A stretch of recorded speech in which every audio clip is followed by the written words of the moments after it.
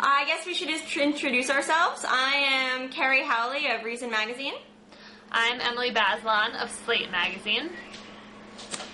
And so, Emily, right before this phone call, I was stalking you, and I noticed that you are I'm told that you are the cousin of Betty Friedan. Is that right? Yeah, very distant cousin. She was my grandmother's second cousin, actually. Wow, I think that might be the most feminist street cred we've ever had on Blogging Heads. Excellent. Yeah, it's pretty serious. So we were going to talk about another feminist hero, Monica Goodling, who is was an underling of Gonzalez's in the Attorney General's Department, and there was a recent recent investigation by the Inspector General finding that she and others had broken various laws in hiring U.S. attorneys. And Emily, you had a wonderful article on Goodling a while ago, having kind of played the gender card and wondering what you made of that recent investigation and the finding that she had indeed broken the law. Was that something you expected? Yes, I think I did expect it, but it's always different to see something in writing. And, basically what happened was that after Goodling and Alberto Gonzalez and another former Gonzalez aide named Kyle Sampson, they all paraded in front of Congress and testified in 2007. This started with an investigation into the firings of 9 U.S. attorneys the previous year. And then it broadened into questions about the politicization of hiring at the Justice Department. And there are two kinds of hiring at Justice. One is a small number of political appointees who are, the supervisors at the top of the department, and they come from whatever administration is in power. So for them, it's kosher to take politics into account. But most of the department is made up of what's called career attorneys. And for them, politics, it's actually illegal to take politics or political affiliation into account in their hiring. But that is certainly what Monica Goodling was doing, and also what Kyle Sampson was doing with regard to immigration judges. Yeah, and I believe that Goodling claimed that she just wasn't aware of that these were not supposed to be politically motivated positions. Wasn't that her initial position? Certainly with the immigration judges, which seems quite strange that she would have assumed that the immigration judges ought to be politicized. Yeah, there was an attempt at a defense. She and Sampson said they thought they'd been told that this was the case. But the the Inspector General in his report didn't really buy that excuse. And it was really kind of amazing to read about the questions they were asking, the sort of nexus searches they were running on candidates. They asked people things like, why are you a Republican? As if to assume, of course, anyone they would be talking to would be a Republican. They wrote notes about people being pro-God and gays and guns. And then they ran these incredible searches with all these, string words, everything from intox, ! To indict, to, homosexual. It was just really a very thorough effort to make sure that the lawyers, the line attorneys hired in the Justice Department had views that are in line with the Bush administration. My favorite question was, what is it about George Bush that makes you want to serve him? I think that was the height of the creepiness in the report. Right, and one of the candidates made the mistake of saying that he admired Condoleezza Rice. Oh, that's right. Right? And then she frowned and said, pro-choice. Yeah, Condi Rice not loyal enough by Monica Goodling's lights. Right, exactly. So, this was a pretty strict litmus test they were imposing. And when I was talking to people who worked at Justice yesterday in response to the report, they were just sort of beside themselves with distress at the lengths to which the department had been taken in terms of this kind of rife politicization. But at the same time, I have to say, I was surprised and disappointed a bit that the report really didn't link Alberto Gonzalez to these practices at all. And, you referred earlier to a piece that I wrote a while ago about Goodling. She just really played the role of the kind of young ingenue in all of this. She went to a Christian college called Regent. She didn't have that much experience before she started working for Gonzalez as the White House liaison in the Justice Department, and I just have trouble believing that she came up with all of this on her own, or even with Kyle Sampson. It just doesn't add up to me.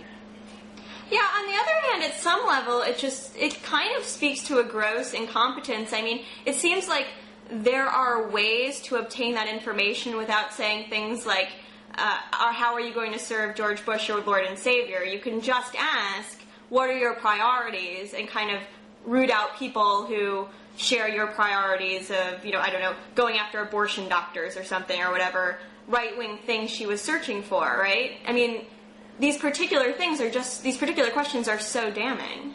Well, it's interesting. That's totally an interesting point. And, I guess in one sense we should be thankful that they were being so transparent and obvious, because they've gotten caught. But it does, to me, go to the sense that in the whole culture of the Justice Department, there was a sense that this was an acceptable way to conduct hiring practices. And again, that just makes me really skeptical that this all came from 32-year-old Monica Goodling. Yeah. One of my colleagues pointed out when this scandal first came out that the White House defense, which was, well, we were just looking for people who shared our priorities, was actually as disturbing as some of the accusations, because their priorities recently have seemed to be things like obscenity and, online gambling, and perhaps, not the most serious DOJ we've ever seen. Yeah, that's a good point also. But I think one thing to remember is that the Civil Rights Division at the Justice Department has been at the crux of a lot of attention from the administration. There have been big voting rights cases, decisions not to prosecute voting rights cases in ways that they were being prosecuted or pursued under the Clinton administration. And so, these are positions in which there's a lot of discretion about what to do and how to use the government's resources. And so it does matter what someone's partisan leanings are some of the time. Yeah. I wanted to talk a little bit about your angle on this. Earlier had been sort of Goodling's playing dumb in front of Congress. It was pretty outrageous watching some of that footage. I think, a lot of times when people accuse women of playing the gender card, I think it can be bullshit. I mean, it's fine if you are thinking about joining an institution to point out that institution could use a woman. Say you're a professor in a place where women are underrepresented. I think it's totally legitimate to say something like, this department needs more balance. I could add a new perspective. On the other hand, you have these instances where women really do just play the little girl, which I think was coming across in some of that testimony. Right. No, I'm really glad you pointed that out. I mean, I remember that when I wrote that piece, I was sort of hesitant to accuse Monica Goodling of playing the gender card, because you hear this all the time, and I think sometimes as a feminist you think, this is always getting lobbed against women, kind of no matter what they do. But in her case, it just seemed so clear that she was sort of trying to play down her own role, talking in this very hushed and hesitant way, and like I said, I don't think she necessarily designed this whole illegal apparatus, but she certainly was the one carrying it out. Yeah, and she was quite zealous in doing so. For sure. Yeah, I mean, it's disturbing to watch, because it seems like there's this collective action problem. I mean, as you said, this was clearly a good strategy for her in that moment, right? She got a lot of sympathy playing that way. She's speaking before what I consider to be a quite reactionary body, and her defense is essentially, I didn't really understand what was going on, there were a lot of people above me, and she just kind of retreated into herself behind her gorgeous hair. And she does have beautiful hair. We have to acknowledge that she has beautiful hair. She has great highlights. But I guess it's just as disturbing that people seem to buy it. I mean, Maxine Waters wasn't, but a lot of people seem to be going soft on her for that reason. I think there's a lot to that. I mean, it's hard for members of Congress to publicly beat up on this kind of young, naive woman who's casting herself as relatively powerless. And, this Inspector General's report, obviously it's a big deal. It made headlines that she was accused of committing misconduct. There was a finding to that effect. And, she could face repercussions before the bar in the state where she's a lawyer, and even potential disbarment. But before she testified, she was granted immunity for everything except for perjury. So chances are that's it for her, and in some sense that's it. Well, there are a few minor exceptions. There was one Department of Justice official implicated in the report who is still at the Justice Department, and the Inspector General recommended disciplinary measures for him. But aside from that, everybody else is left. They can't be compelled to talk unless there's already a criminal investigation open. Violations of these civil service laws that the hiring is about don't count as breaking the law in a criminal sense. And so you sort of have a perfect little circle here where the people who are at fault aren't seriously punished, and they don't reach up high enough to implicate the big fish like Alberto Gonzalez.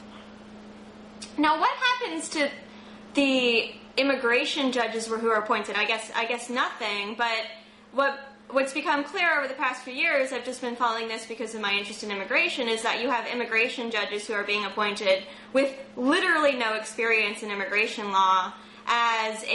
According to the Inspector General's report, they were being hired because someone called in a favor, basically. They bypassed the typical civil service hiring process, and it became completely politicized. But I guess those judges will just stay in place, right? They're not going anywhere. No, you're exactly right, and that's one of the really creepy aspects of this. I mean, the people who are hired, and maybe some of them are doing their jobs well. We can't make blanket assumptions about them, but they didn't get the jobs for the right reasons. At one point in the Inspector General's report, there's the finding that Kyle Sampson was taking sole direction from the White House, and there was actually a big delay, a big backlog of cases because he didn't have enough, White House seal of approval candidates to send through. Right. So, but then you're right, we end up with a lot of immigration judges and a lot of career hires in justice of people who are there because Republican favors got called in, and they're not going anywhere. Yeah. Yeah, Tim Rutten had a column today arguing that this was part of a pattern of the White House putting ideology over partisanship, and that didn't ring true to me at all, given the nature of the immigration judges. I mean, it didn't seem to me that these judges were being selected either because they were restrictionists, like the party broadly is, or because they were more pro-immigration, like the White House itself is. They were literally just political favors, right? Mm-hmm. So it really just was rank partisanship, I think, and not any sort of concerted attempt to change the immigration regime from within or anything. Right. Well, it'll be interesting to see how this plays out, and if, over time, when there's research done on immigration rulings, if we're able to see a shift, maybe the fact that it's just simply kind of corrupt favor-doing will actually be better than having a lot of very ideologically driven people. On the other hand, it's kind of hard to say. I mean, if you have a lot of sort of, semi-competence or mediocrity, that's not very good for the bureaucracy either. Right. So you wanted to talk about some exams Obama had taken, is that right? Yeah, so this is what I was thinking about and writing about today. The New York Times had this great piece by Jodi Kantor about Obama as a law professor when he was at the University of Chicago.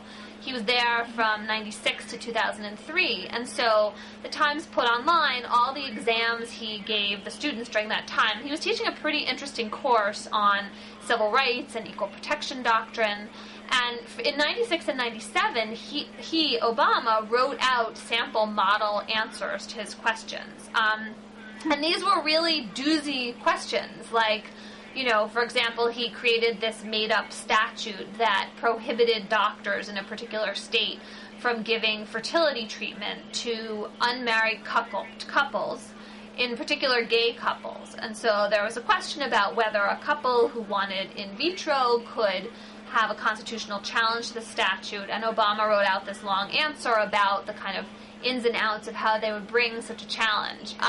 It's pretty meaty stuff. Was there anything particularly surprising in there? Something that maybe didn't jive with what you would have expected his judicial philosophy to be? Well, I felt like there was. I mean, there's no smoking gun. You know, if there was some big smoking gun, it would be a big deal. And one thing that's really remarkable about Obama is how he seems to have gone through his life up till now, having a really thorough grasp of very complex questions and being able to see things from all sides, but not necessarily stating any extreme views or really giving himself away. And, you know, you can argue that's because all of the time he had his eye on higher office and was being careful. Do you think he was he playing politician even then, writing out answers to his own tests? I actually find that hard to believe. Nobody's that forward-thinking every day. I sort of feel that way, too. I actually think there's a better explanation, a more plausible one, which is that usually good teachers, and this was certainly true of my law school professors, they don't wear their views on their sleeve. I mean, I think they feel like if they are too prominent with their own ideas, they're going to make students who disagree with them uncomfortable. I see. So you can imagine that's why Obama was being, you know, a little close to the vest. That said, what I found really interesting in these model answers were these moments where he would sort of channel Justice Antonin Scalia, with whom he'd be expected to disagree, and he would say, you know, Scalia would argue this, and then he would totally parry and explain why, if you looked at the court's legal precedents, Scalia's views were not carrying the day. And then there's this other interesting moment a couple of times where he says that part of this discussion should be taking into account the idea that judges, in these very tricky constitutional matters of interpretation, where there isn't, you know, a clear directive, we're trying to understand what equal protection means. It's not like the founders wrote out some long paragraph. So in those particular instances, Obama says, you know, look, judges take into account their partisan leanings, the outcome they want. And this is, in some ways, a totally unremarkable statement of legal realism, that judges are human beings and their values inform their decisions. But in a political context, it's a pretty controversial thing to say. What do you think about it? Yeah. That is actually delights me as someone who wants to see some realism about incentives in our leaders. And I honestly don't know what to think about Obama a lot of the time. Like, clearly I think he's extremely intelligent, but there is also this idealism that to some extent makes me a bit nervous. There's idealism about him which worries me, in that he's going to be, you know, just there's not going to be the kind of vigorous opposition I'd like to see. But there's also his idealism, which makes me wonder whether he can understand the sort of perverse incentives that we were just talking about that are at work in, you know, in any bureaucracy. But you know, if he can understand that that's just the way it is in judicial philosophy, then that's promising. You're right. I mean, there is this very realist streak. And I think the other thing is there's been, you know, already people are trying to suss out what kind of Supreme Court nominations Obama would make. And I think there is some fear on the part of liberals, or reassurance if you're not so liberal, that he would make kind of milquetoast appointments. Moderates, people like Justice Breyer and Justice Ginsburg, who on certain fronts are quite, you know, strong spokespeople for liberal points of view, but who are not the kind of, you know, towering, powerful, forceful orators that Scalia is, and who have not really stopped the court from shifting over to the right. And so these exam questions made me think, maybe not. I mean, here is a guy who understands that where a judge is coming from matters a huge amount. And he has talked in the last few months about wanting to find judges with the heart and the empathy to feel what it's like to be a teenage mom. And I felt like these exam questions kind of undergirded that view in a way. And like you were saying, he couldn't be totally guarded in everything he said until now. And so this felt like a little bit illuminating. So you think he will indeed choose people who are ideologically aligned with him politically, not just judicially, and that will therefore see a perhaps more extreme court than we would have? Well, that's a good question, and one really important juncture in his decision-making will be whether he wants to choose people who are on the courts now, whether he wants to choose someone right from government and put them on the court. The kind of famous model for that is Earl Warren, who was the governor of California before he became Chief Justice.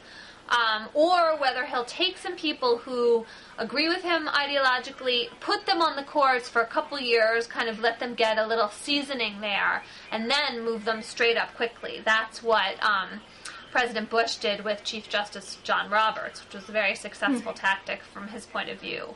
And so these various routes to the court could matter a lot in terms of how people perform there.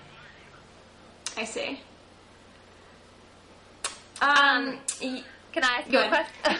Please so do. I wanted to ask you about a recent story involving a freelance photographer who was an embed in Iraq. He took some pictures right after a terrible suicide bombing, and then put the images of dead Marines, I think, up on the web, and immediately got yanked out of his unit. And I was just wondering what kinds of issues or concerns about wartime and censorship this raises for you. Yeah, that article really made me think, because I feel very insulated from this war. I don't feel like the carnage has been shoved in my face as perhaps it ought to have been. And in this instance, clearly the military is trying to exert control. But I think that it's not just the outright censorship, which is so easy to criticize. It's also the press tends to conflate these two motives of wanting to protect we the readers from seeing anything too upsetting, and protecting the dead and their families, right?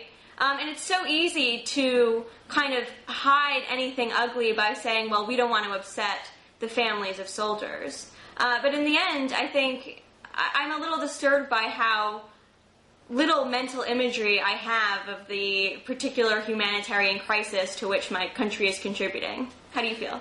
I think that you're right about the lack of imagery, and it's really striking with comparison to Vietnam, where I feel like,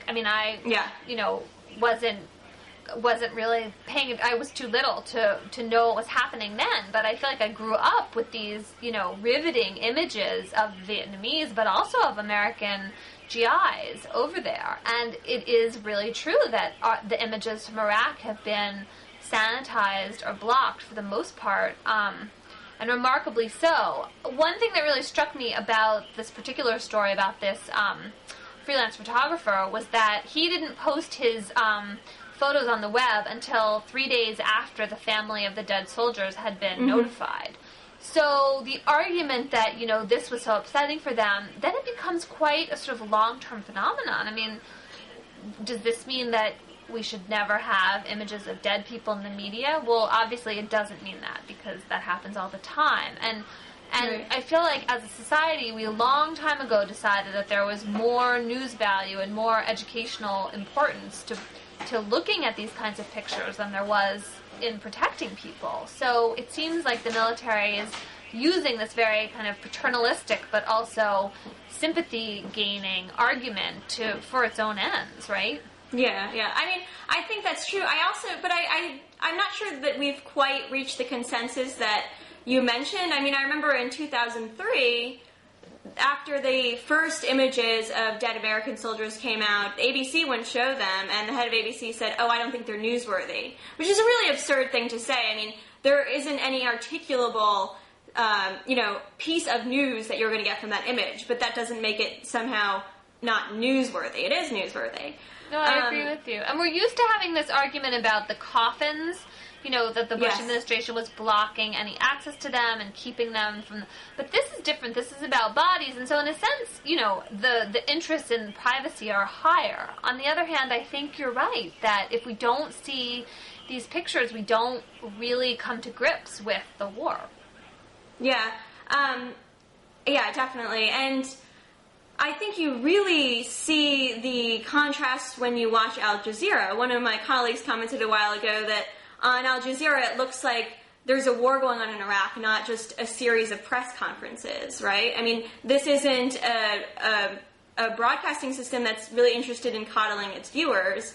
And, maybe there's something about being more developed that makes people scared to look at the carnage that they're causing. And the other point is, I don't think necessarily that images of blood and wasted lives are going to always have an anti-war effect, right? I mean, in the 40s, FDR released a bunch of photos because he thought support for the war was lagging.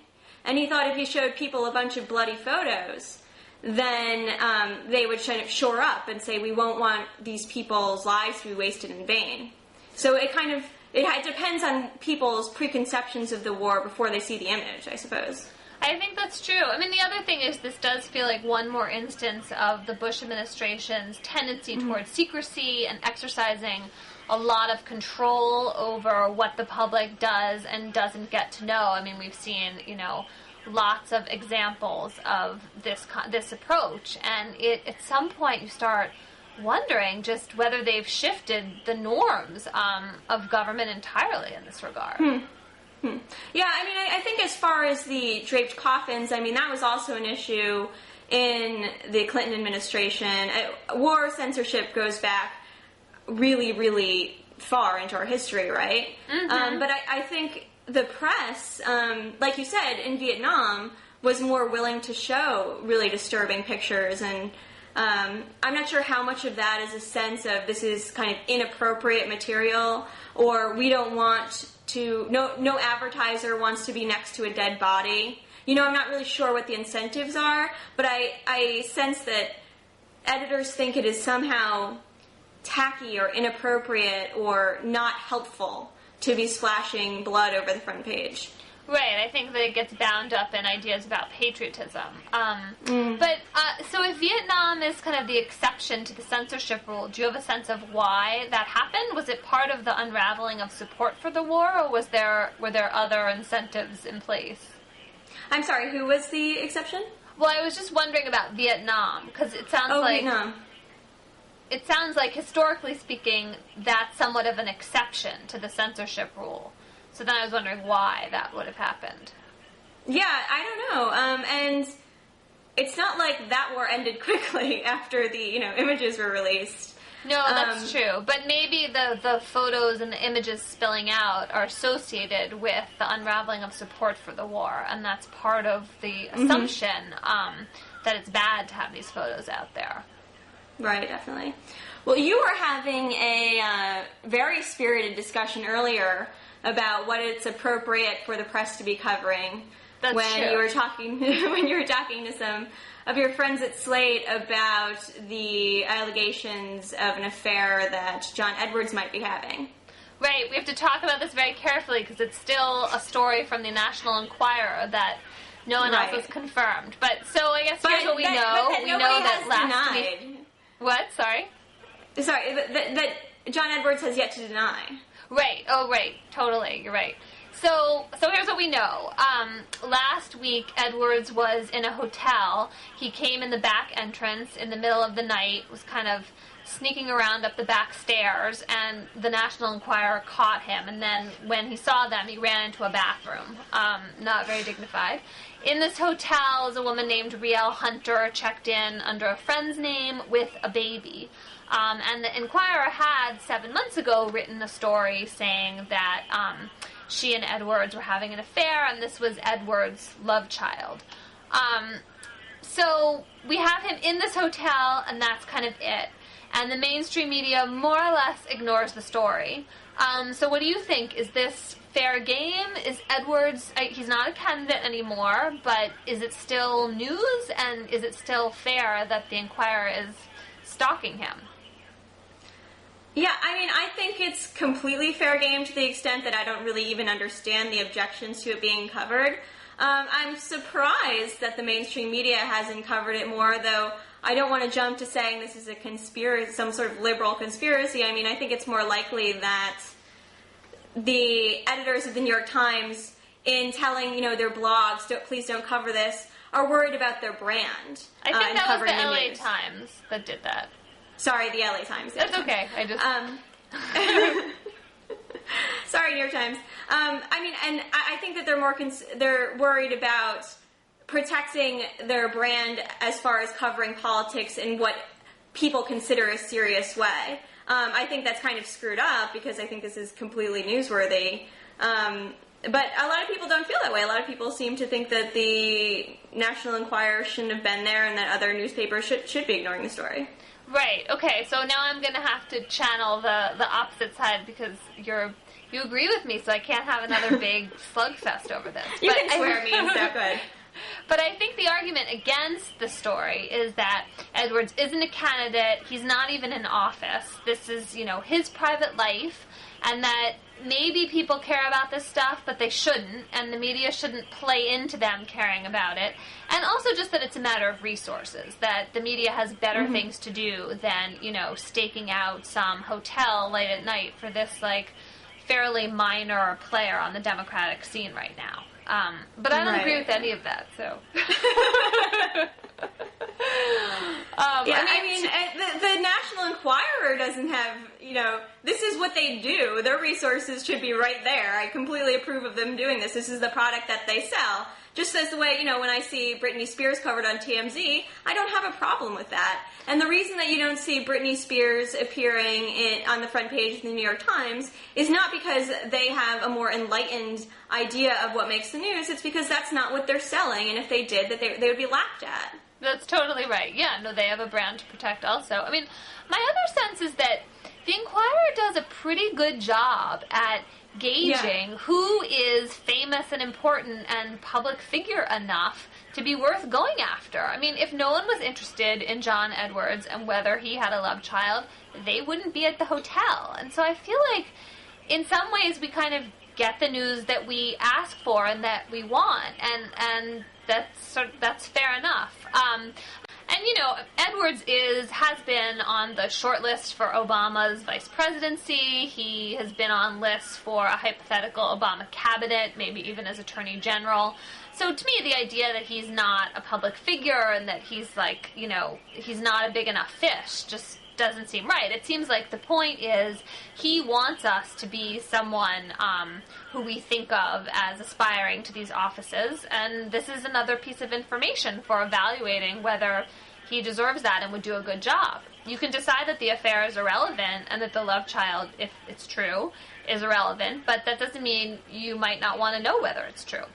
Yeah, I think that one mistake a lot of people make is they decide that something's irrelevant and then generalize their moral judgment. So for me, if I find out a public figure, for instance, was hiring undocumented workers in his or her home, I have absolutely no problem with that. In fact, I think it might display some amount of compassion. I don't think most of my fellow Americans would agree with me, and thus it would still be news because everyone gets to evaluate moral judgments on their own, right? Right? So I think what you have is you have a bunch of people saying, well, this doesn't matter. But you don't get to decide that, and nor should you. And the other thing is, if, again, I don't think there's anything wrong with a candidate experimenting with illegal drugs. Most people would. But then my argument is not with the newspaper that breaks the story of so-and-so using, ecstasy in his 20s. My problem is with the broader culture that sees that as some sort of character flaw. Right, I think that's true, and the reporting out of it is only part of how you kind of argue against it, if you disagree with the way most people are thinking about it. Right. I just think this is so clearly relevant. I was interviewing an advocate for healthcare in Iowa for a profile I'm doing of her. She happens to be dying, and one of the reasons she had been so supportive of Edwards was because she felt that he really connected with her pain because his wife was suffering from cancer. And I think that she would consider it highly relevant information that he might, in fact, be cheating on her. Mm-hmm. I mean, that would clearly enter into her calculus. But a lot of people seem to want to say, you don't get to make that decision and you have all the information you need.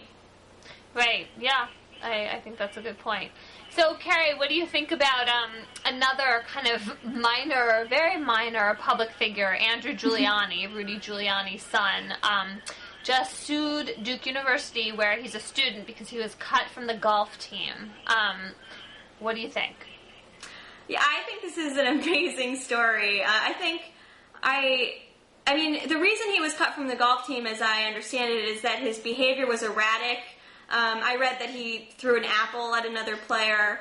That's he was the best detail, isn't it? Yeah, that's the best. Sorry, I took the best detail. He was like speeding to and from golf games.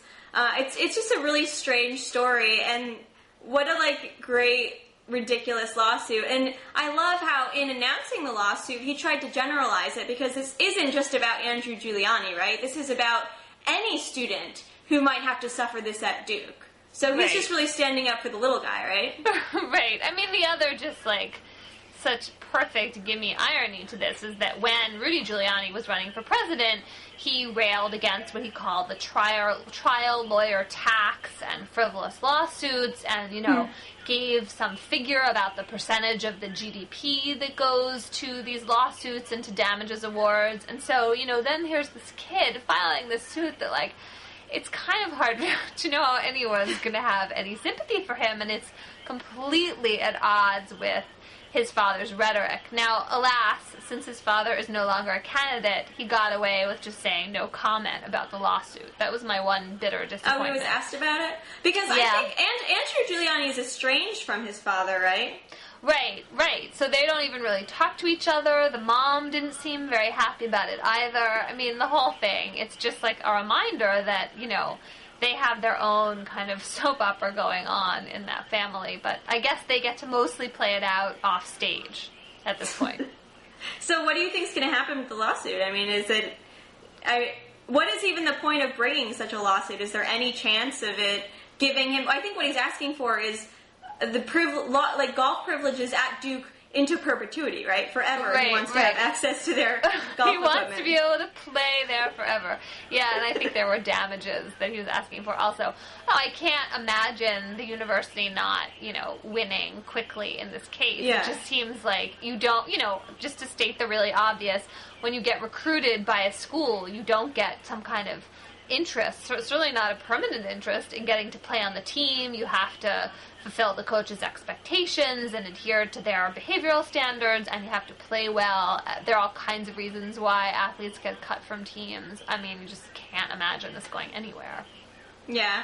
It also just seems like bad parenting. I mean, clearly his mother and stepfather are behind this, and it seems like if your child is saying, I got cut from the golf team, my life is over, the proper response is not to agree with him and then to launch a lawsuit. It's to say it's not that big of a deal. This isn't, you know, the rest of your life is not implicated in your ability to play golf at Duke.